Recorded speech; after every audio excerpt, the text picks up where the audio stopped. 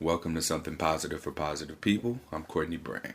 Something Positive for Positive People is a 501c3 nonprofit organization that serves stigmatized communities in navigating their healing experiences through the experiences of other people who have been affected by similar things. This podcast has grown into a space of serving far more than just individuals who are living with herpes as a suicide prevention resource. So I'm here with Brittany Polycastro. Is that how you say it, or did I say it wrong? Got it. Oh yes, I'm always happy when I get it right the first time. Brittany, before we get started, what are your pronouns? She, her.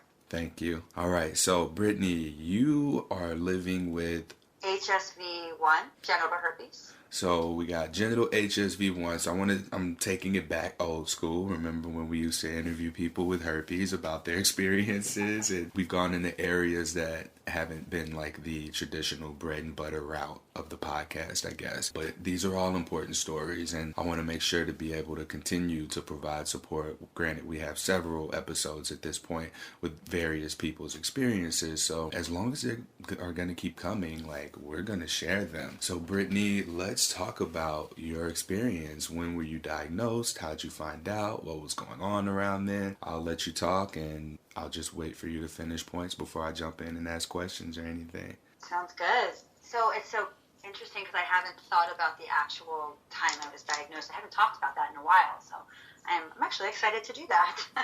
I was diagnosed when I was 21 years old. That was 2001. First, I felt cold-like symptoms, and then I had the sore throat, I had a fever, I had chills, and then the sores came. I remember that was like the oh shit moment. I was with a partner, so we were together at that point for only maybe like 3 or 4 months. We wound up being together for 3.5 years. And it was a very prolific relationship in many ways because it was very emotionally abusive and a very intense relationship. It is the relationship that brought me into yoga and all of these amazing things. And it also was the relationship in which I contracted genital herpes. And so once I found out and I got the sores, my partner actually went with me to the OBGYN, and I got tested, and she never told me. In fact, I did not know that I had HSV1, actual one. I always thought I had 2 for most of the time that I have had genital herpes. Back then, in 2001, there was none of this. There was no conversation around having herpes, what that looked like, around erasing the stigma. I mean, was there internet? Maybe there was internet. Maybe, but it was quite a long time ago, and so there were no resources besides like pamphlets and really scary images and crap on the internet that I didn't really trust. And so when I found out, the doctor was like, "You have herpes." It was like, "You have genital herpes." There was no, "This is the abbreviation. This is the kind you have." There was none of that, at least to my recognition, to my memory. And so I had it, and apparently my partner had it too, and I contracted it from him. He was asymptomatic. I think for a while didn't really believe that he had it, but he wound up giving it to the person that he was with after me as well. When I contracted it, it was painful physically, but I think for the most part I kind of disassociated from it because I was in a relationship and he had it, and so there wasn't a lot for me to quote unquote to worry about at that time because I had some outbreaks. I knew how to treat them. I got on medication, and the biggest thing around the stigma that I've found and that I've experienced and that I've seen by many people that have emailed me based on articles I've wrote is that the hardest thing, or one of the hardest things, is telling people and being rejected by people. And so in that moment, I didn't have to worry about that. And so I was just like, word, I have herpes, whatever. And that was my experience. So we were together from 21 to 23, 24, something like that. So 3.5 years. And then we broke up. And then there was this awareness that I had it, but to be honest, most of the people I didn't actually tell that I had it. Because at that point, and this is just like 2004, so quite a while ago, I didn't necessarily think I could spread it. And if I didn't have an outbreak, I didn't understand what asymptomatic shedding was or anything like that, because I was never educated around it. Even though I went to the doctor and to the OBGYN and she told me about it, but I didn't know. And so every now and then I would tell people, but I would say my safe sex practices were not half as good as they are now. We're talking many, many years later, 18 years later. And so that was my experience for a while. First, and again, complete this connection. I didn't really start feeling the effects of having herpes for years. Because after that, I had a partner that I told. And there was a couple people that I did tell, but I kind of just brushed it off as I did. So finally I met someone when I was 25, and I told him right before we were about to have sex, I have herpes. The funny thing was, he was a doctor, and he was like, meh, I don't care. And we proceeded to have unprotected sex. Not then we used protection, but once we decided we wanted to date and be together, our method of birth control was the pull-out method. And so he contracted it from me. Then he took it seriously, and then he started researching. And through his research, I started realizing what kind of was there. Still didn't affect me, quote unquote. At this point, I was not having outbreaks anymore. I've not had an outbreak in probably like 12 or 13 years at this point. And I was, again, safe and snugly in a relationship. Then we broke up. Then reality hit. And so we're talking 2007. So that's how many years? 6 years after I was actually diagnosed that I even started to connect with what it meant. Because in regards to the stigma. Because then I started telling people consistently. Like then I was like, I need to tell people. I am now educated. I understand what this is. I understand that I can spread it, so I need to tell people. So then I started telling people, and then the rejection started. I find it fascinating. For so long, it wasn't even an issue for me, for 6 full years. And so why, all of a sudden, does it become an issue? Nothing really had changed. It was just, I changed. Something about me changed. The stigma was still there. It always had been there. But for whatever reason, I didn't have a connection to it, and I wasn't experiencing any repercussions from it until I was ready to. And I say that because, to me, having herpes or any kind of STI that has this kind of stigma, herpes is one of the biggest, so we'll say having herpes is about worthiness in my experience with a lot of people. It's just an avenue, it's just a vehicle for me to tell and strengthen the story about myself that I'm not worthy. I'm not worthy of love, which is one of my stories. It's still one of my stories. It's just I don't play it out through herpes anymore. I play it out through other things. That is what started. Because for whatever reason, that wound started coming up. It was like, I'm ready to be healed. See me, look at me, love me, care for me. Before that, completely disconnected. And on that tip, it's so fascinating because what was happening in my life that time that made me ready to have that conversation with myself, which I really didn't have fully for many years after that. But it started then. The pain started to come up and the rejection started to come up. And I was going through finally a 200-hour teacher training. I've been teaching yoga for a bit, but so that was happening. So what is a 200-hour teacher training do? It cracks, you open. Right? And so I started feeling deeper feels, and all of these things were coming. And with that started my experience with rejection. And that lasted for a really long time. The way I disclosed contributed to that because I was super dramatic in my disclosure, and it was always about, please love me. This is the worst thing ever, and if you love me despite all of this, then that means I'm worthy. That was my story, even though I didn't say that, but that was what the energy was behind it. And so that lasted for a while, and it started like, I would tell someone, they'd be like, okay, and then they'd stop touching me. Either they wouldn't touch me, or they would only touch me in certain ways. Maybe they would, I'm super comfortable talking about sex, so they would only use their hands on me. They wouldn't use their mouths on me. We wouldn't have, at this point I was only with men, we wouldn't have PIV sex. These things were happening, but we wouldn't talk about it. because back then my communication skills were not as good as they are right now. And so I just didn't have those skills. And I was afraid of rejection, which is a lot of times the reasons why we don't talk about things, right? Because we're like, well, if I ask that person this thing and they tell me the thing I'm afraid of hearing, well, that's not going to be ideal. So instead, it was just a silent rejection over and over again with these people. Sometimes we would break up. They would break up with me. I would know why. Sometimes I'd call them out. They admit it. And that was happening from 2007 to 2011 for a while. And I'll say around 2009, things started to shift for me because I'll talk about this briefly. I started to shift myself. Can you throw your hair to the other side? Thank you. Your hair was brushing up against the mic. All right. It's all right. Got it. Things began to shift for you. So in 2009, I started to shift because I started to grow. Everything changed around that time. My relationship with my sexuality, like just how I thought of myself, started to shift. My relationship with men, needing to be the hottest person in the room, because that was a story that I needed for a really long time, and I received a lot of validation around that. At the same time, once I let them know about the herpes, then it shifted, because my comfort zone was never being the girl who was adored consistently and then played those games. That wasn't my story. That wasn't my comfort zone. My comfort zone was the girl that was initially adored, and then I had to fight for that love.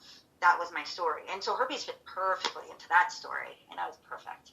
It was like, oh, there we go. I could just use herpes to continue feeding these wounds. And so in 2009 and 2010, I did a ton of travel. I traveled around the world. I was doing a lot of different service work and humanitarian work. And it was this place that I started building schools through a yoga organization that I started, through a yoga teacher training. So I started connecting with a piece of my purpose at that point. That shifted, but for a long time, that was my purpose.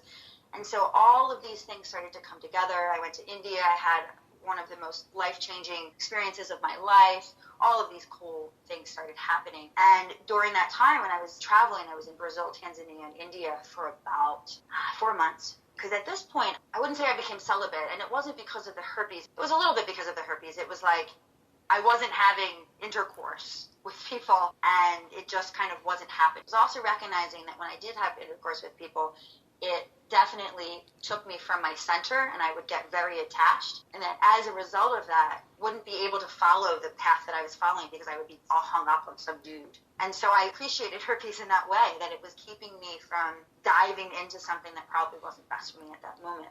And so we'd say probably a year I didn't actually have intercourse. I had other versions of sex, but not intercourse. And I went away and I was traveling. And during that time, I really wanted a partner. Like I really wanted to have a relationship. So I had this piece of paper and I wrote everything down on the paper that I wanted in a partner. And then my very last day on this 4-month trip, I was in India and I had this really amazing experience. Some could call it a samadhi experience. And I took the paper, I burned it, I put it in the Ganges River, and she scooped it up, and then less than a year later, I met my partner. Current partner. With now. My okay. Partner, my primary partner. That was in 2011. I mentioned that, right, about the writing it down and all of that, because I absolutely called him to me. It was time. And when we met, at first I was like, nah. Wait, when you met, don't tell me he was like, hey, I found this piece of paper. No, that would be amazing. That paper was burned in the Ganges. When we met, I was like, oh, maybe he seems cool, but I don't know. And then, it took some time, and I realized that I liked him. And then I told him. And I told him, and again, my disclosing has shifted a lot, but I told him after we had already had some forms of sex. And so we had already had oral sex, right? Before, I used to disclose to people before I'd have PID sex, because that was, to me, what I wanted to do. I've shifted that. And so I told him, and he was in shock, and he definitely took it hard. He's a kind and loving person, so he didn't take it out on me. But I'm going to speak for him in just a little bit, because we've talked extensively about this, that his thing was, it had taken him a long time to meet someone that really felt like it could go somewhere, and someone that really cared for him and saw him I saw his light. And now this. It was like, really, really, like, really? That's kind of the thing. And I remember, and I love this piece of the story because it just speaks to how freaking adorable my partner is that I told him and he had feels about it. And he asked if we could go watch the movie Tangled, which it's like the Disney Rapunzel. And so we went downstairs and we watched Tangled because it gave him good heart feels. And that was what he needed in the moment that I told him I had genital herpes. And so I just love that because I think it's so sweet. And so he was like, okay. We talked about it and I told him all that I knew. And then he started to pull away. And I was like, dude, it's happening. You're pulling away. What's up? And I remember I was in my bedroom. I was on the phone with him. And I remember sitting against the wall in complete silence, just giving him the space to feel how he felt.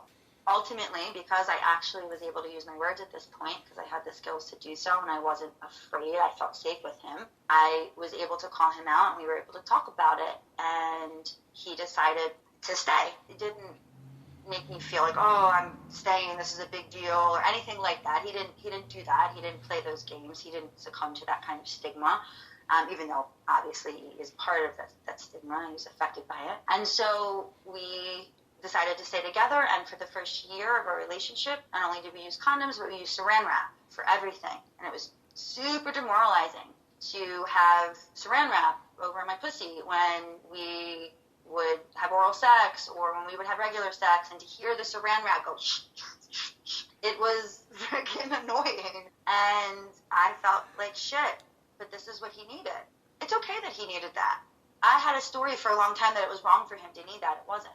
I needed to also just feel how it felt and advocate for myself and ask for what I needed too, and I didn't know how to do that at the time because I just wanted to also honor what he needed. If somebody needs extra protection like that, it's okay. I chose to take that and continue to feed my story, feed that story that I wasn't enough and I wasn't good and all of these things.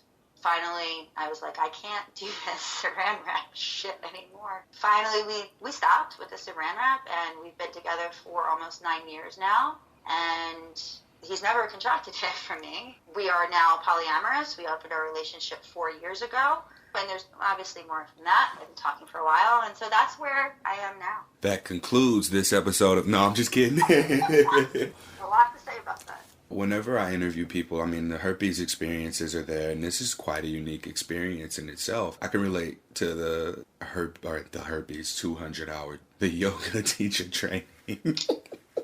For 200 hours. I'm going into week 5. I'm going to be halfway done. And that's what this does. It has broken me open. Like over the last week, I've taken, over the last 2 weeks actually, I've had to take some time to myself, which is new for me. That to me was like very uncomfortable, and all the epiphanies came in. So I can relate to what you felt, and you beginning to just sort of like break open and begin to see things that have been there the whole time, but in a different scope. Given all that you just gave me, props to you for going after what you want. What speaks to me the most right now is you sitting in the corner on the phone in silence after feeling your partner beginning to pull away from you. What did it take in you to call to that, where many people, I'm sure, would just be like, oh, well, he doesn't want me, it's because I have herpes, and just sort of let that be the end of the story, rather than doing that little bit of extra effort to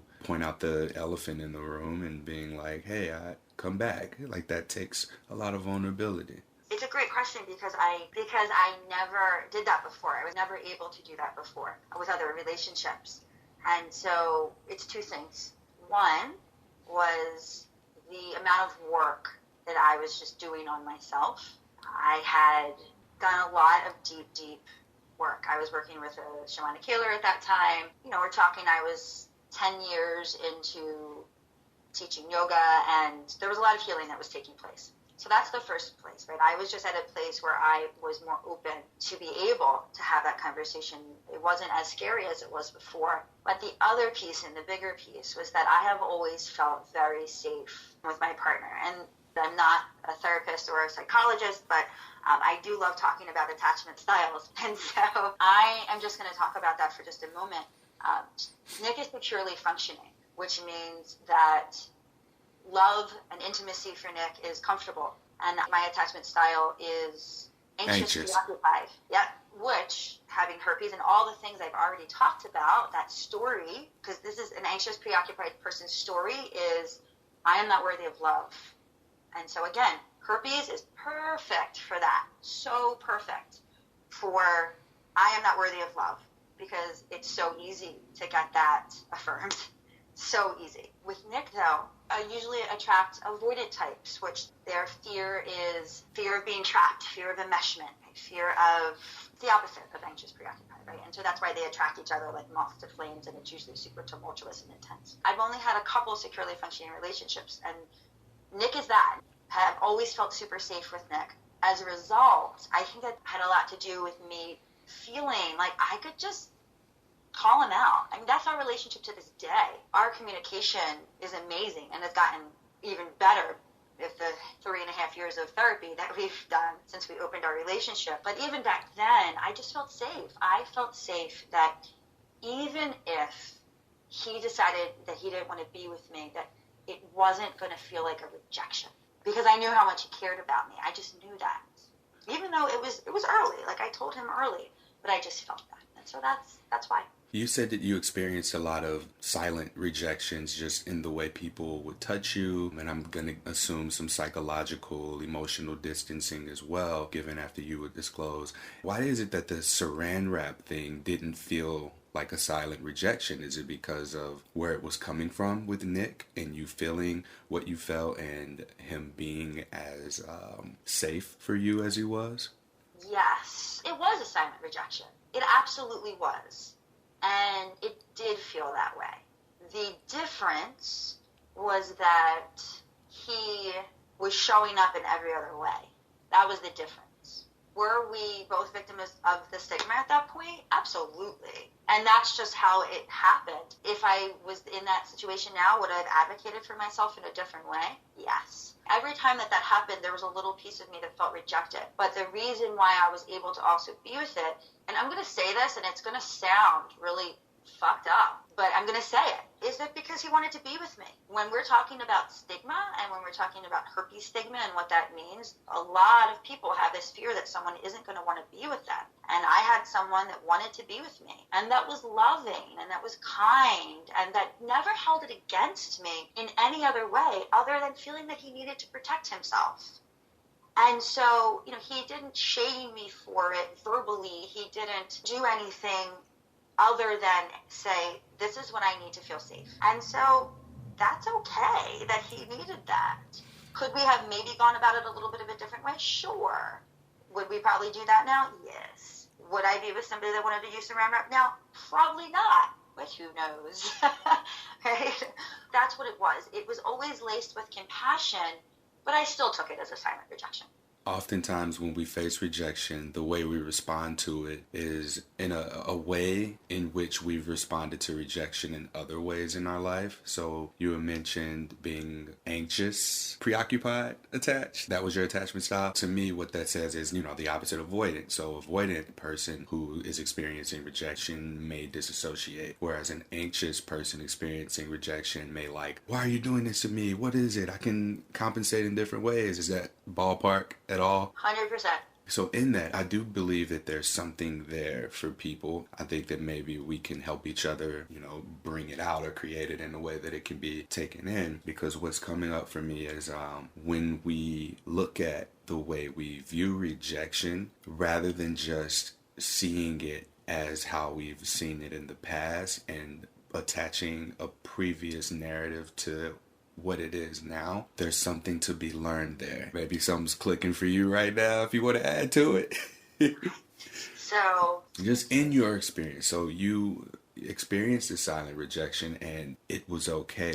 What was the challenge of accepting that sort of rejection versus the other rejections in the past? Or was it just that Nick is a good dude? Basically what we're talking about is, again, just the narratives that we have. Right? The narratives that we have that keep us in a space, in the circle of rejection, in the circle of fear, in whatever it is, whatever our wounds are. we attract those over and over again, especially through our relationships. Our relationships are amazing mirrors for that. And so I believe that we attract those experiences because we're ready to heal them, or there's a piece of us that wants to heal them. And sometimes that happens, and it's beautiful. And sometimes we wound up re-traumatizing ourselves. I think what's the difference between being ready to face rejection in a different way than I ever have before? I think that's different for each person. For me, it's always about doing my work.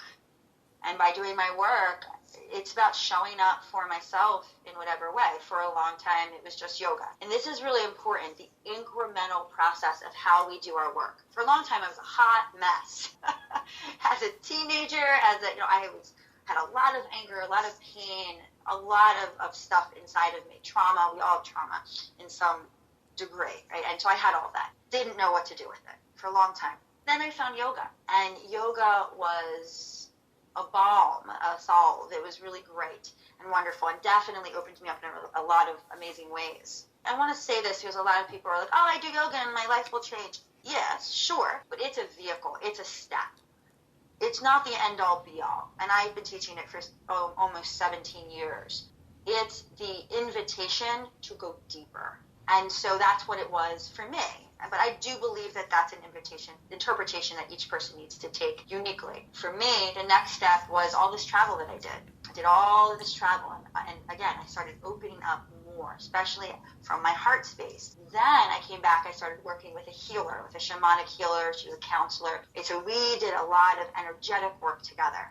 I've worked with healers all over the world. I've done all kinds of stuff like that. And so it was a very kind of spiritual place. Then, after Nick and I opened up our relationship, we went to a therapist, an actual psychotherapist, who is amazing. Because there was a part in our relationship where we didn't know if we were going to make it because shit got really intense. And so we did that. We're great. We did our work. And so that was a deeper layer. I would never have been able to do that work 10 years before that, 5 years before that. Right? I would have never been able to do that. And so it's our ability to receive healing, to become more self-aware, and all of that stuff is oftentimes incremental. If we remain open to that experience of wanting to thrive and wanting to grow and wanting to heal, things will keep coming. And so I'm still in therapy, but now I'm also in a year-long Tantra sex coaching program, which is some of the deepest work I have ever done. And it's amazing how much trauma and healing is coming out from what I'm doing now. And so the work is never done. It's incremental. You have to meet yourself where you are. Because of where I was when I just started dating Nick, I was ready to be a little bit more courageous because I had the skills and the tools within myself to do that and not be afraid of rejection as deeply as I was before, and I was able to call him out. What we need to recognize is that wherever we are is where we are, and we can't force ourselves to be somewhere else. That's important to remember when thinking about the past. Like if someone's hearing this and they're like, oh, I wish I would have done that in the past, you weren't ready to. And that's okay, because if you're ready to now, you start from now. You start from this moment when you're ready. Because in 5 years from now, especially if you keep engaging with yourself and asking these questions and doing your work, whatever work that means for you, you're going to be ready to have another act of courage, whatever that is. Beautiful. Now, you did all of this for yourself in this relationship. Like I see on Instagram, you have such love and gratitude for Nick. How the hell do you juggle this same caliber of love, or even just have this to extend yourself to other partners or invite other partners into your space? It's funny you should ask that, because right now, I personally am not with additional partners right now. And so I'm still polyamorous, and Nick has several partners that he is absolutely thriving with. Again, just want to remind you that he is securely functioning. So polyamory comes way easier to him than it does to me. For me, polyamory has been really challenging. Polyamory was like the new herpes for me. Can I jump in and say something real quick? Because this has to come out. So in my life experience, it has always been easier for women to find partners than it has been for men to find partners. And what I'm hearing right now is literally just blowing my mind. But also, there's also this thing where when men have a partner already, they're more attractive to more partners. This has just been my experience. Like, whenever I've had a girlfriend, women be there left and right, but then whenever I was single, it was like I smelled different or something. So I can talk about that for a moment. So there's a couple things with that. That was not Nick's experience in the beginning. It took Nick about 2 years to really come into a space where he was ready to attract the kind of people that could show up for him and see his worthiness. Nick is a very, very special human. I'm, a little biased, but like, even if I wasn't, he is off the charts amazing the way he shows up as a partner for all of his partners. And so for a long time, he was playing out his stories. Right? He was playing out his story of unrequited love and all of these things that he played out. He was doing that in polyamory. I was playing out my stories as well. For the record, just to be clear, that I am not in partnership right now, not because I'm looking for anyone and I'm not finding them, but because I absolutely don't want to be. I'm not on dating apps. Right? I'm not doing any of that. And so, because if I wanted to be, I would be. I would have people. I don't have trouble meeting people at all, right? And so I just want to make that clear. It's a choice for me. And so where Nick is now, he is absolutely thriving. And the reason why he is thriving is because he is thriving. That's why his relationships are thriving, because he has done his work. He has been in therapy for 3.5 years. He has a partner who has opened him up to a lot of those different modalities of healing. He meditates. He works out. He is dedicated to his thriving and living his best life, whatever that looks like for him. That's why he has a lot of partners right now, in the sense of the work that he's done. That's what I believe, and that's what I always believe. And I'm not saying that everyone has to do the kind of work that I'm doing. And I also want to make it known that we all are in different places of privilege, right? I am a cis white woman, and so I have the income to and the space to be able to do those things. And so I just want to make that clear, because doing our work looks like different things for different people. And so that's really important to mention. It's a really important point for me, at least, to mention. But yeah, so while I'm not in relationship right now, additional relationships right now, the reason is because I feel like my secondary partner right now is myself. And for the first time, and I want to say like since I started dating, I don't have the urge or the need to have to be in another relationship. Because as soon as I became polyamorous, I was like, I need another partner. It was like that cultural thing of like needing to look for a partner, and I need to find a partner. And I had a partner for 1.5 years, and it was an amazing relationship, and also in many ways wildly unhealthy. But it ended, and I tried to scramble and find other partners, and I think I had like somewhere like 27 first dates last year.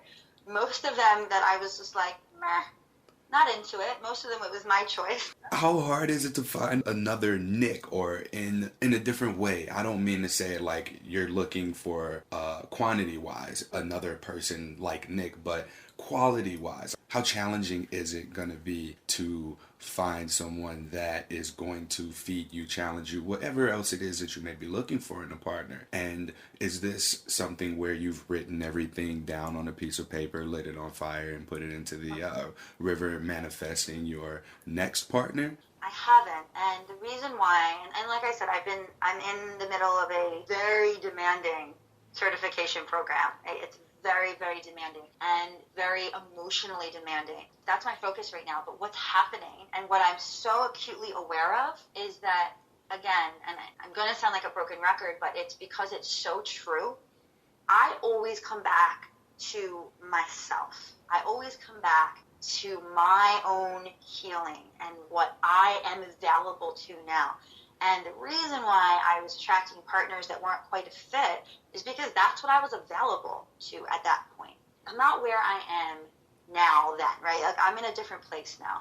And so what I believe is that as I keep having these really deep breakthroughs about myself and healing a lot of trauma and a lot of these wounds that we all have, especially attachment wounds, when the time is right, I will attract a partner that is a fit. And for me, and this is something that's a new understanding, a new revelation for me, my relationship with Nick is very reliable, steady, and stable. As a result, for a long time, our sexual engagement wasn't that tumultuous, crazy, passionate experience, because I believe my narrative was that pleasure and pain were very intimately connected. Pain for me, I'm into BDSM, into kink, but not even just that kind of pain. Pain in the sense of the struggle that, you know, an anxious, preoccupied person has when they date an avoidant person, that push and pull and that pain of the fear of them not loving me and all of those things. That makes for some really good sex. And so that is always what I've sought out.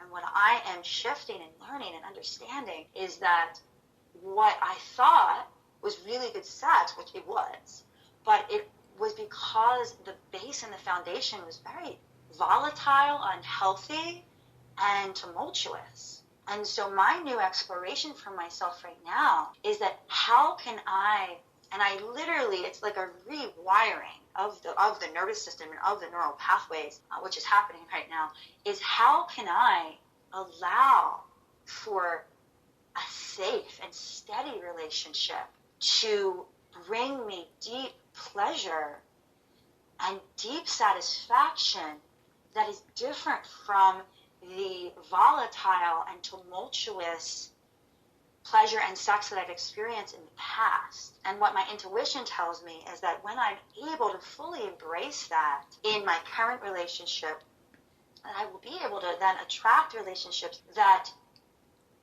mirror that, right? Because a lot of times I've attracted plenty of people that are secure and offer safety, but I have been bored with them. And I have been like, meh, hey, I just haven't been jazzed by them. For whatever reason, Nick slid through those cracks. Like, he made it through.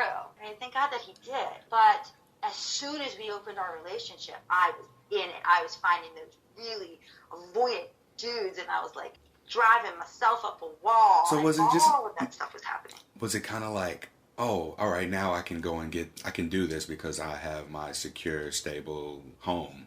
So I can go out and get that. I don't want to call it toxicity, the intensity. Yeah, and toxicity isn't the worst word for it, to be honest. But yeah, the intensity that came from a volatile situation. And the relationship that I had that I was in for a year and a half was lovely, and we had such a beautiful friendship as well, and I still have so much love for him. And at the same time, we recently actually saw each other and talked, and were able to really understand, because we've been broken up now for a year and a half, that our relationship is really unhealthy too, because of our traumas and our wounds. But one thing I want to mention that is fascinating and kind of pulls us back into the conversation we started with around herpes, is that what shifted was that all the people that I attracted once I opened our relationship, I disclosed to every single one of them, and they were all fine with it. They were all fine with it. So we're batting at 100% now for this season of relationships. And so what changed, besides all the work that I was doing and the healing, was right before that, before we opened our relationship, but it was still in that year of 2016, I wrote an article for I wrote it for my blog, and then I posted it on the Huffington Post, and it went viral, and it was about healing 16 years of rejection from having an STI. And I still get letters from people from that article, and that was a really huge turning point for me in my relationship with herpes, because finally I was like, fuck this, everybody's gonna know, and it's okay. I just I put it out there. And that was really the first time I put out there. Now I blog about really intimate and vulnerable things.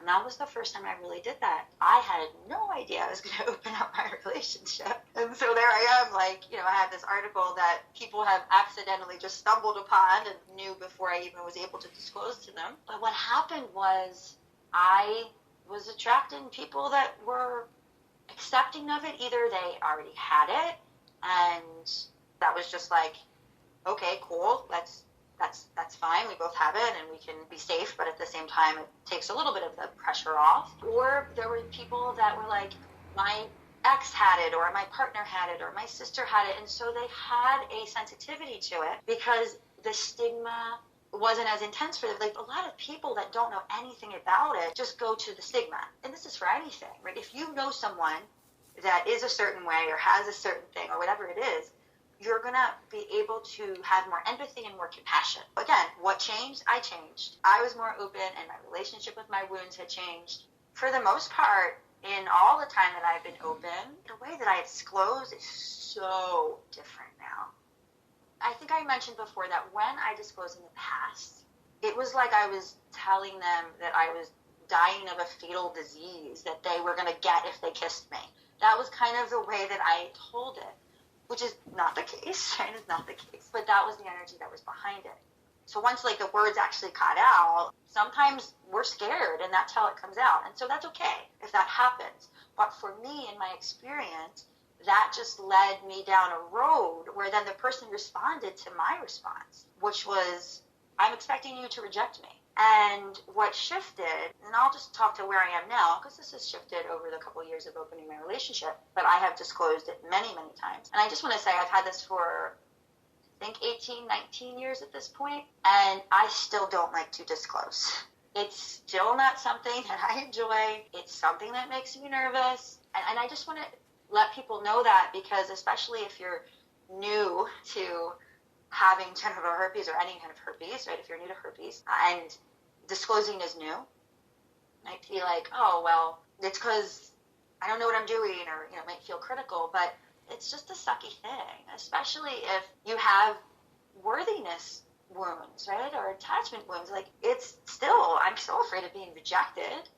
And of course. However, what I recognize now is that if someone isn't cool with it, even after I give them some space, then they're not the person for me. That I'm able to recognize because I love myself and I care about myself. And I don't need anyone else to complete me. I would love to exchange love with others. That would be fun and pleasure and all of those things. But I don't need that to validate my worth. I need more. And so now the way that I tell people is I tell them like I am a responsible adult who would be having this conversation even if I didn't have genital herpes. Sometimes it's in person and sometimes it's on text message. The reason why sometimes it's on text message is because a lot of the people that I am dating or potentially dating or may have sex with have partners already. And I'm not seeing them that often. And so if I know that I want to see someone again and we might have some kind of sexual experience, I know that their partner needs to be on board with this before I tell them or before I have sex with them, right? And so if I wait till I see the person, we're not going to have some kind of sexual experience until they talk to their partner. So that's why sometimes I do text message, right? If I want to get down with this person, also I'm just impatient, right? So if I want to get down with this person, but they have to talk to their partner, and I recognize that and I respect that and I want that, then I am going to actually just send them a text message. And for some, this is not the way to go. For me, I actually love the text message route, and this is how I do it. I by no means just send a text message in the middle of the day that says, hey, I have genital herpes, with no, like, precursor. Like, that's not what I do. With, like, an emoji, right? I don't do that. What I do is that I text the person and I say, hey, I'd like to take a moment and talk about getting tested and STIs, etc. Do you have a minute to do that? We can do this through text or we can hop on the call. I kind of put it in their court because I'm cool with either. Some people are like, we can just do it through text, sure. And then others are like, I'd be down to do a phone call if you would. And I'd be like, great. And so then some people I talk to, and some people on the phone, and some people it's text. In some occasions, they go first and they tell me, and some of them are like, I have HSV1 or I have HSV2. And I'm like, oh, okay, word. This is what I have. And some are like, this is the last time I've been tested, and this is what I have, or this is what I don't have, or whatever it is, right? I don't have any STIs. And then I say, whether it's verbally, a person on the phone or in text, I say, this is the last time I've been tested. I usually get tested every 4 to 6 months. If I'm really have several partners, it'll probably be every 4 months. This is the last time I've been tested. Everything came back negative. However, I also have had HSV1 generally for 18 years. I say I haven't had an outbreak in 12 of those years. And then we got into a deeper conversation a lot of times around, just because I haven't had an outbreak doesn't mean that asymptomatic shedding doesn't exist, right? I'm very upfront about that. That's not in my initial spiel, of course, but, I say that. And I say, if you have any questions, we can absolutely talk about it. I understand you have to tell your partner if they have any partners. And that's what happens. The difference is that I'm coming from a way more empowered place. Mm-hmm. I'm coming from a place where I need to be having these conversations because I'm sexually active and I'm having sex with more than one person, even if I wasn't. Even if I was only having sex with one person, I still want to be like, have you been tested? And if you haven't been tested, then okay, no shame or anything, but great, it's time to get tested. I've had partners that are like, word, I'm going to go get tested. And they get tested for all of it. Those that don't have HSV, they make sure that they tell their doctor, can you test me? Because they realize that they might have it and not know it. It's just set me up personally to feel a lot more empowered. Still scary and uncomfortable, but definitely more empowered. Someone asked a question when I was at an event where we were just talking about herpes at Sex Positive St. Louis. There was a couple, it's a polyamorous couple. One partner has herpes and the other partner has yet to test positive for herpes. And the question was, do I need to disclose my partner's status to other partners? What are your thoughts on that? Yes, absolutely. How does someone go about that? At what point? Is it just a matter of just, hey, my partner has genital HSV, just wanted to let you know? What other information needs to be included with that? I will say I've never been on the needing to do that end because I'm the one that has it. But, my partner has done that. He does that with every partner. What I will say is that in ethically non-monogamous communities, disclosing and talking about STI status and talking about getting tested is something that is so common and typical. Same with like kink communities, right? The beauty of kink communities and ethically non-monogamous communities is that we are in communication. Because if we're not, this shit is not going to work. And so we are forced to be in deep communication. We don't always do it well. Sometimes it's a mess. But we are forced to be in deep communication, right? And so these kind of conversations, telling partners, like, it's pretty common. So that's the first thing. There's somebody that's listening that's polyamorous and they have it and their partner doesn't, and they're worried about their partner needing to tell. A lot of people, it's common, and it's a common thing. And also, if you're in a space where you're having a lot of different sexual partners and whatnot, there is a chance that you're going to contract an STI. It could happen, sure. The beauty is that in those kind of communities, oftentimes there's a lot more disclosing. And so there's a lot more safety in that. But for Nick, as far as I know, I think he does it when he does the conversation that I just told you about, right? The conversation of, because he has those conversations too, even though he doesn't have an STI. He has the, when were you tested and what you have, anything like that, any disclosing. So he does that. And I'm pretty sure that's when he tells people. Thank you. This because that's been something that came up and I wasn't able to answer, and I thought that given your relationship style, you'd have some insight from Nick. So thank you for sharing that. I think that the entirety of our conversation really covers this, but as far as protecting partners who may be more vulnerable to contracting herpes, communication appears to be the biggest measure of, quote, safety. I'm working on using the word risk, safety, and trying to interchange those with vulnerability some kind of way. It doesn't really sound right or roll off the tongue, but it definitely fits more. What are some sex practices, like you said you're involved in kink and BDSM as well, how are you outside of the conversation reducing the vulnerabilities? Yeah, so communication is first, and consistent communication, and then safe sex practices, just like anybody would have, really.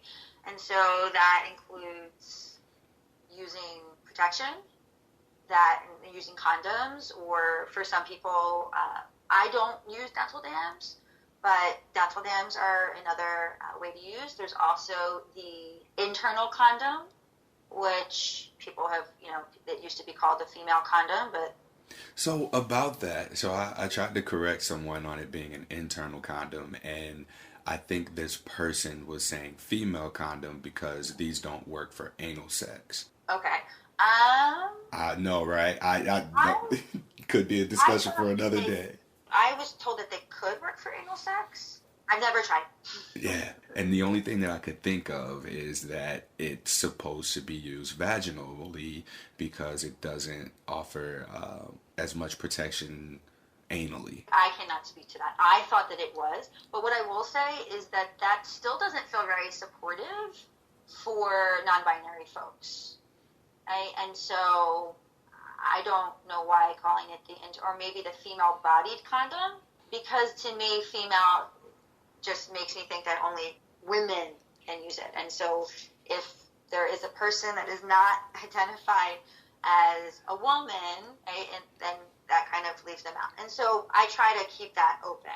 I really enjoy female condoms. I like them. I've had a partner that really enjoyed them, who didn't like using condoms that much, but was able to get more pleasure from female condoms or internal. I know. I was like, I just blew. I'm going to call them internal condoms because I feel like it's a better way to call them. So my impression was, from what I've heard in some researches, that you could, but if you can't, then that's understandable. So there are those condoms.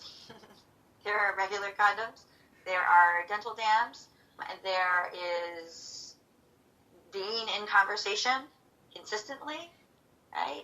Consistently is a really big word there, not just having the conversation once. I mean, we have usually, I have the conversation once and that's that, but in polyamorous or non-ethically non-monogamous or kink communities where there are other people that are involved, the conversation might need to happen again or in different ways. And so the safe sex practices are the safe sex practices, always getting tested as well every 4 to 6 months. For me, that's what I do. But really is checking in with yourself, and if you do have an STI, those fears of rejection and maybe ways that you are disconnecting from it or that you're afraid to speak about it or anything like that, I think that that's really holding yourself accountable lovingly, compassionately in that way, because I think that's where a lot of times things can get sticky, is because it's scary and uncomfortable.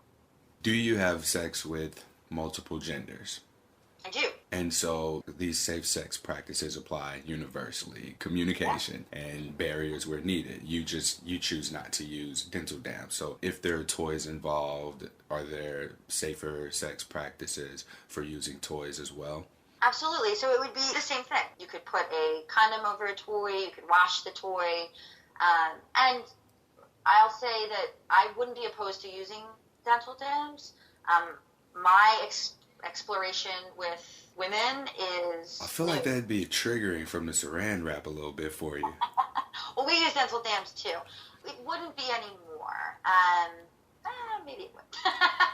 Who knows? I wouldn't know until I was in the experience. But I'm open to being in conversation with people around what makes them feel safe and connecting with what also helps me to feel safe. And so if that isn't aligned, that's okay. That person isn't rejecting me just because they're like, I really need to use dental dams and wash my hands 50 times or whatever it is, right? Like, because some people are concerned even for manual stimulation. If this hand goes here and then this hand goes there. Could that be this? And some people aren't. And so maybe that person is a fit for me and we can work it out, or maybe they're not. And that's okay. And I haven't always thought this way. And I've jumped on the rejection train when stuff like that has happened. But everybody has different ways that they're going to feel safe. And I like to think of it as that if our ways don't align, it's not that they're rejecting me or that I'm rejecting them. It's just that our ways don't align in this moment. And if I really check in with myself and say, doing that is going to be triggering because of the past or whatever that is, then that's okay. Either we can be friends or we just go our separate ways. And so when you take out all of the additional meaning and stories and fear out of it, just take all that out, and you just have two people do our ideas, ideals, ways that we feel safe. Does all that align in this moment and continuously? And if the answer is yes, then we keep moving forward. And if the answer is no, then with love, we go our separate ways, or, we explore another way of relating.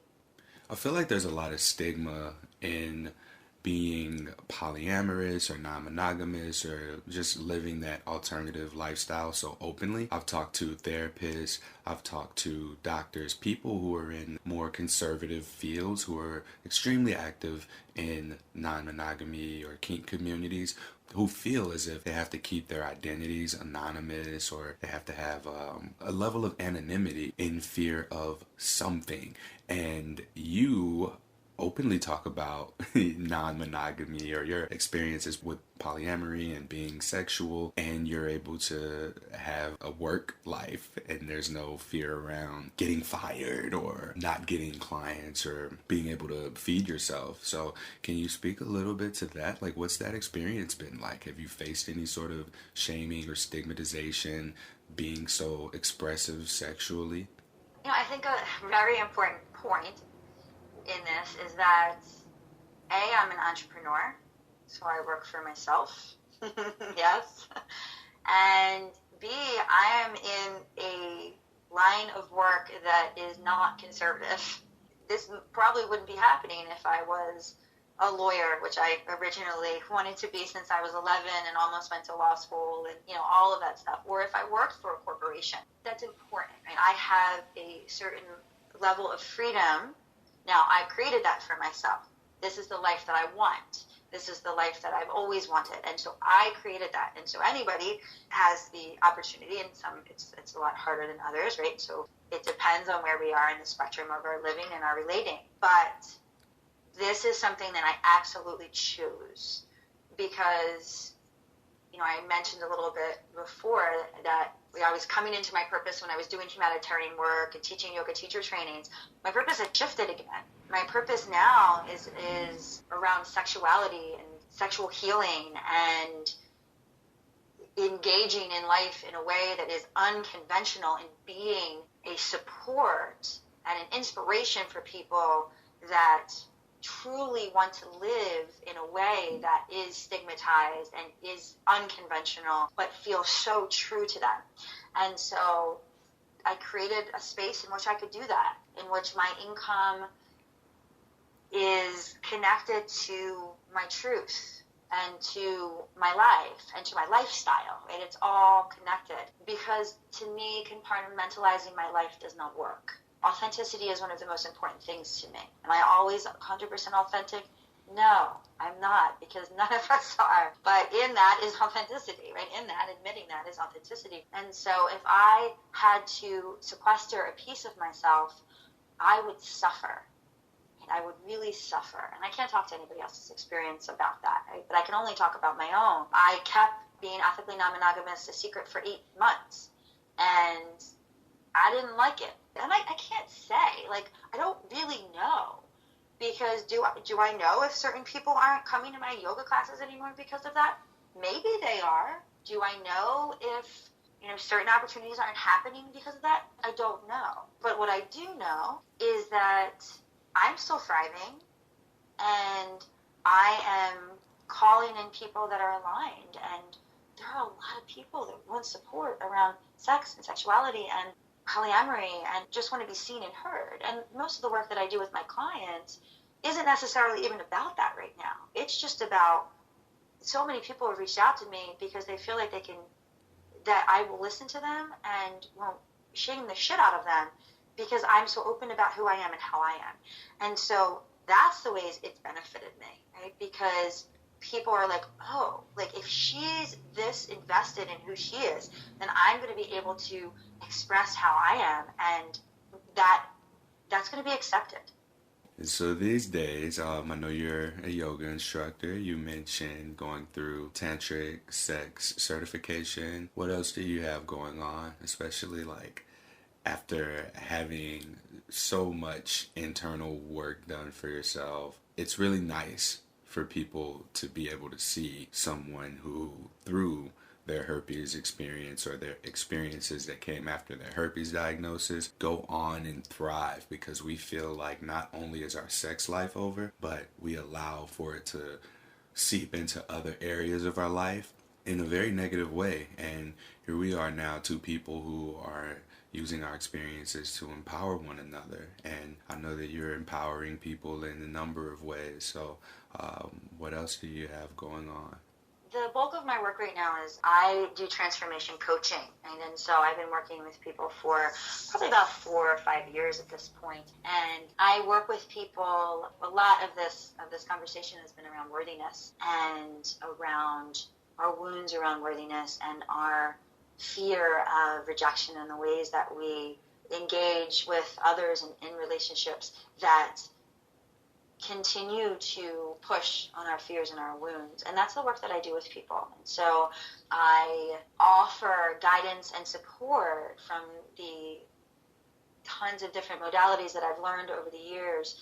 And now I mostly do work with women. That is expanding. But I mostly work with women and in the space of empowering them so that they can thrive, which is, to me, like where I want to be. I want to be in a space where I'm happy, where I'm healthy, where I'm thriving. Yeah, I heard a quote on a podcast yesterday I was listening to on the Jordan Harbinger show, and the guest, Laura, I cannot pronounce her last name, she said, we're chasing happiness when we really need to be chasing fulfillment. And that hit me. I was like, whoa, all right. How can people find you? How can people connect with you? Are there any offerings that you have for the listeners? My website is my name, BrittanyPolacastro.com. I'm most active on Instagram. I post on there frequently. I also share my blog on there as well as on my website. So I have a blog called The Breakthrough Blog, which I am very, very vulnerable around my experiences with polyamory, with sex, with intimacy, with healing, all of that stuff. And so that comes out every Wednesday, and that's on my blog. And I'm most active on Instagram. My handle is also my name, Brittany Polacastro, and I post my blog on there. I have a breakthrough blog where I talk about really raw and intimate account of healing and polyamory and relationships and sex, all kinds of stuff like that. And then that's on my website at BrittanyPolacastro.com. And then also I offer anyone that is interested in potentially doing this kind of deeper healing work, I offer different packages. And so in order to see if that could be a fit, I offer 30-minute free discovery sessions. And so you can get that on my website. I'll also, I'm sure, include a link to potentially do some really powerful work together. Yeah, we'll link to that in the show notes. Brittany, I really, really appreciate your time, and I want to shout out Emily DePaz for connecting us. You can follow Emily on Instagram at SexElducation, which is SexElducation. That concludes this episode of Something Positive for Positive People. Please like, rate, review, subscribe to, and share this podcast in order to help us continue to expanding and do the work that we are doing. If you enjoyed this episode, or if you're hearing it and you feel called to be a guest on the show, please don't hesitate to reach out. I'm on social media at H on my chest, or you can visit SPFPP.org and send me an email or go to the inquiry form.